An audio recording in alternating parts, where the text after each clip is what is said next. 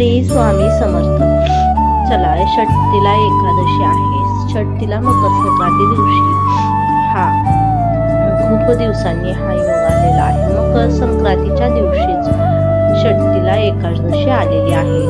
षष्टीला म्हणजे षष्टीला एकादशी म्हणजे शतीला एकादशी होय. तर शतीला एकादशी म्हणजेच काय, तर नाव शतीलाच एकादशी आहे, परंतु षष्टीला असं म्हटलं गेलं आहे. तर षष्टीला म्हणजे काय, 6 प्रकारचे तीळ जे धार्मिक विधीमध्ये तीळ वापरण्याच्या 6 पद्धतींचा संदर्भ येतो.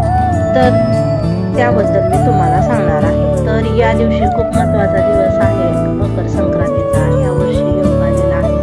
तर षष्टीला एकादशीच्या दिवशी तिळाचा वापर 6 प्रकारे करायचा आहे, ज्यामुळे आपलं धन, समृद्धी, पाप, दारिद्र्य आणि दुर्दैव यांपासून आपल्याला मुक्तता मिळते.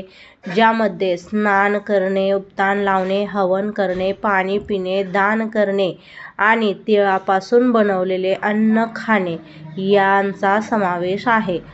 तसेच पूर्वजांनाही मोठे फायदे होतात. तसेच हे व्रत केल्याने आध्यात्मिक, मानसिक आणि शारीरिक कल्याणही होतं, दुर्दैव दूर होतं आणि मोक्ष मुक्ती मिळते, म्हणजे मोक्ष प्राप्त होतो.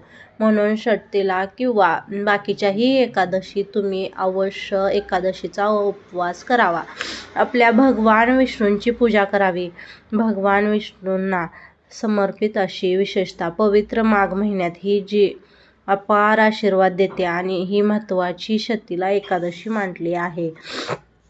तसेच पाप आणि दारिद्र्य निर्मूलन होते. म्हणजे आपलं तीळ दान केल्याने आणि उपवास केल्याने पापे, दारिद्र्य दूर होऊन, दुर्दैव दूर होऊन आपल्याकडे समृद्धी येते.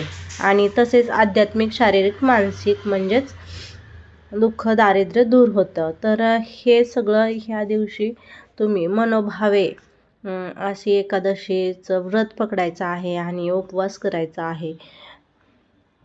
तर तिळाचे 6 प्रकार म्हणजे 6 उपयोग सांगणार आहे. तर आंघोळीसाठी वापरायचे उपदान पहिल्यांदा सांगितले, आताही सांगते. आंघोळ का